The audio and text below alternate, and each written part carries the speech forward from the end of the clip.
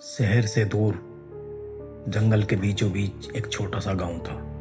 गांव के बाहर एक पुरानी हवेली थी जो अब खंडर बन चुकी थी। लोगों का मानना था कि वो भूतों का बसेरा है, इसीलिए गांव वाला कोई भी उस हवेली के आसपास नहीं जाता था। राहुल, जो 24 साल का लड़का, अपने कुछ दोस्तों को लेकर उसी गांव आया था। दरअसल वो हवेली राहुल के दादाजी की थी, जिनकी मौत के बाद वो हवेली हमेशा के लिए बंद कर दी गई। उसकी देख रेख ना होने के कारण हवेली खंडर बनती चली गई। राहुल पढ़ाई खत्म करने के बाद इसलिए गांव आया था कि उसे हवेली को बेचकर वो अपना नया बिजनेस शुरू करेगा। तो उन्होंने अपने दोस्तों से कहा कि चलो हवेली चलते हैं। गांव वालों ने राहुल को समझाया कि बेटा उस हवेली को बेचने की सोचना भी मत, नहीं तो अच्छा नहीं होगा। गांव वालों की बात सुनकर राहुल के दोस्तों ने हवेली जाने से मना कर दिया, लेकिन राहुल को इन भूत प्रेत की बातों पर विश्वास नहीं था और वो बहादुर लड़का था, इसलिए उसने कहा मैं अकेला ही हवेली जाता हूँ, और वो चल पड़ा। हवेली के पास पहुंचते ही उसने देखा दरवाज़ा खुला हुआ है। वो अंदर दाखिल हुआ। अंदर दाखिल होते ही दरवाज़ा अपने आप बंद हो गया। अंदर का माहौल बहुत ही डरावना था। पुरानी दीवारें, मकड़ी के जाले और कुछ पुरानी पेंटिंग्स दीवारों पर लगी हुई थी जो राहुल की ओर घूर रही थी। राहुल थोड़ा डरा हुआ था। राहुल धीरे धीरे ऊपरी मंजिल की तरफ बढ़ने लगा। जैसे ही उसके कदम सीढ़ियों पर चल रहे थे, उसकी जूतों की आवाज से पूरी हवेली गूंज रही थी।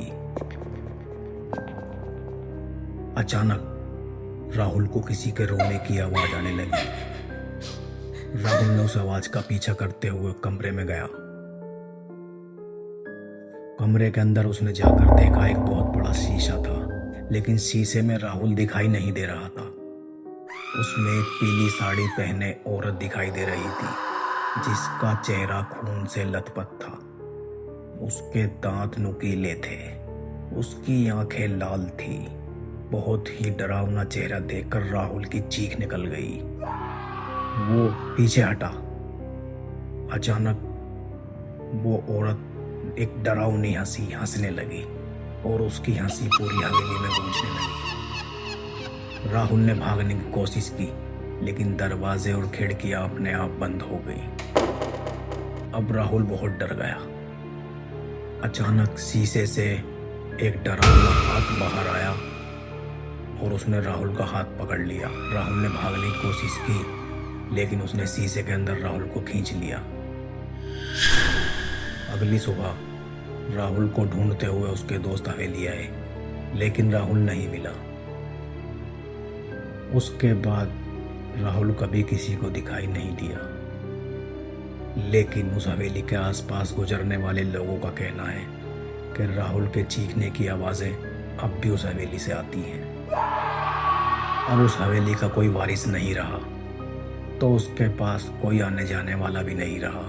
गांव वालों ने एक बोर्ड वहां पर लगा दिया कि हवेली के पास जाना मना है, और आज भी वो हवेली वहीं है, लेकिन वहां कोई जाता नहीं है। राहुल का आज तक कोई पता नहीं लगा कि वो कहाँ गया। ये आज तक एक रहस्य है।